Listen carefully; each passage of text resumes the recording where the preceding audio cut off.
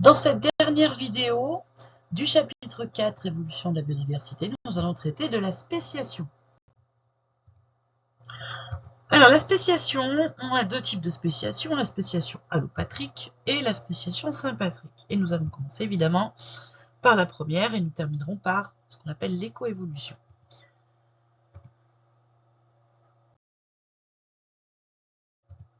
Donc la spéciation allopatrique, alors allopatrique ça veut dire autre patrie, donc imaginez vous avez une grande population ici avec des individus tous différents et il se trouve qu'il va exister une barrière géographique au sein de la population et donc elle va être séparée en deux sous-populations et donc les flux entre les deux seront impossibles.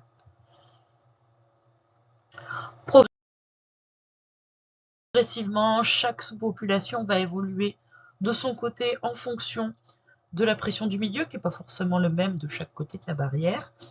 Et lorsqu'on va enlever la barrière, au bout d'un certain temps, eh ben, les deux sous-populations vont tellement évoluer qu'elles seront en isolement reproductif. Donc cet isolement reproductif conduit bien à penser qu'on est en présence de deux espèces différentes maintenant. Donc c'est ce qu'on a vu sur un papillon, sur Zerinthia, Cassandra et Polyxena, voilà, sur lequel on avait constitution de deux espèces après un isolement géographique. Voilà. Au niveau du deuxième type de spéciation, la spéciation sympatrique, alors là ça veut dire que c'est la même patrie, donc il n'y a pas de séparation géographique, donc on retrouve notre population de départ.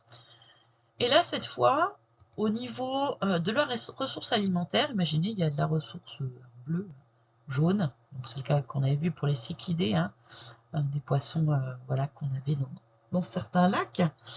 Donc ici on a des individus qui jaunes par exemple qui vont plutôt consommer voilà, la ressource alimentaire jaune, bleus qui vont plutôt consommer la ressource alimentaire bleue, puis ceux qui sont un peu entre les deux, ceux-là finalement ne sont pas vraiment avantagés. Donc du coup, il vaut mieux, entre guillemets, se spécialiser sur une ressource alimentaire que sur un peu des deux. Et donc, progressivement, notre population, elle va évoluer pour être soit spécialiste d'une ressource, soit de l'autre.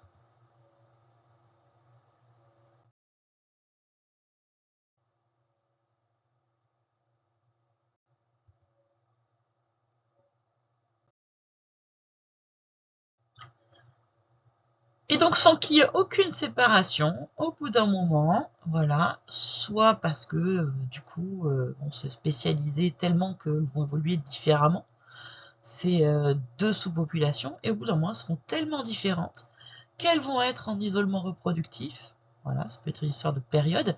Je sais pas, moi, imaginez, sont spécialistes de proies différentes, proies qui n'ont pas tout à fait la même histoire de vie, et où certaines, voilà, par exemple, je sais pas, dire un truc au hasard, mais par exemple, la proie des espèces bleues, elle est au maximum de son effectif au mois de mars, et celle de l'espèce 2, elle est au maximum de son effectif au mois d'août. Il est beaucoup plus pertinent pour ces espèces-là, par exemple, de se reproduire pour l'espèce 1 au mois de mars et l'espèce 2 au mois d'août. Donc voilà, un isolement temporel, une barrière reproductive de type temporel, voilà, ça fait un isolement reproductif et ça suffit pour les considérer comme deux espèces différentes. Donc voilà, ici il n'y a pas eu de séparation géographique, mais voilà une divergence écologique tout simplement, qui peut être, donc on l'a vu, liée à l'alimentation, bien souvent, mais ça peut être aussi un autre facteur. Donc voilà pour ce deuxième type de spéciation. Alors ici, on parle plutôt d'écoévolution et d'éco-spéciation. Pour quelle raison? Tout simplement parce qu'une espèce n'est jamais toute seule dans son écosystème et que si elle évolue, eh bien évidemment, toutes les espèces qui lui sont liées évoluent à leur tour. Donc on a d'abord une évolution du biotope, ça c'est toujours le point de départ, qui va forcément entraîner une évolution des êtres vivants de l'écosystème directement liée au biotope, tel qu'on a vu avec les phalènes ou autres. Il se trouve que de ce fait, toutes les espèces qui sont liées à ces espèces qui ont évolué vont également évoluer. D'accord? Toutes celles qui sont liées aux relations interspécifiques vont évoluer. Et de ce fait, ça va entraîner également une évolution à leur tour, nouvelle évolution de la part des premiers êtres vivants, c'est normal. Et ça, on l'avait déjà vu l'an dernier, c'est-à-dire qu'une évolution est toujours suivie d'une autre évolution, qui est même suivie d'une autre évolution, et ainsi de suite.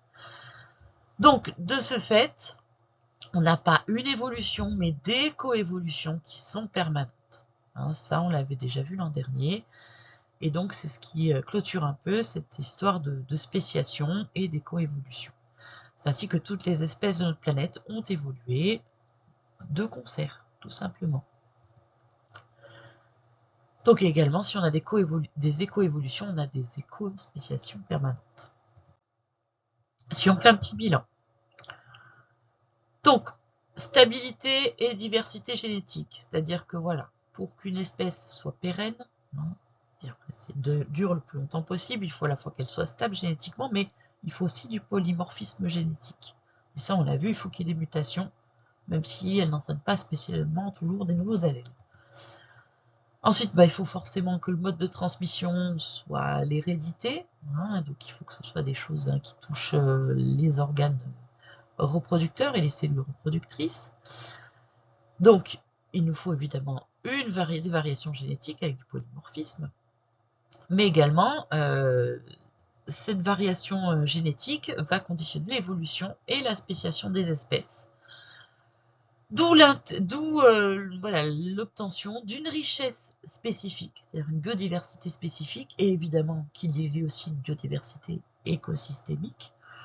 Donc c'est là que vous voyez que les trois niveaux de la biodiversité sont tout à fait reliés. C'est-à-dire que sans biodiversité génétique, vous ne pourrez pas avoir d'évolution. S'il n'y a pas d'évolution, il n'y aura pas de biodiversité spécifique importante. Et c'est grâce à cette biodiversité spécifique qu'on a la biodiversité écosystémique.